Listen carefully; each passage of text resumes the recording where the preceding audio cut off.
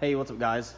In this video, I'm going to show you how to remove the taillight portion that's on the trunk on a 2017 Honda Accord 4-door. The first thing I want to do is remove this upper chrome strip. Because the chrome strip overlaps the taillight, you have to take the chrome strip off first. And I have a separate video on how to do that, and I will link to that in the description below. Now, when we took the chrome off, we would have also removed the carpet on the backside of the trunk here, which would give us access to the backside of the taillight we're taking out. So what you're going to do is unplug both these plugs by pushing on the tab and pulling out.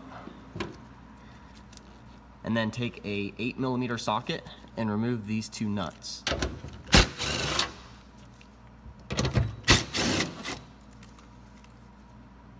And then come around to the outside edge of the trunk here, and there's two more 8mm nuts that need to come off.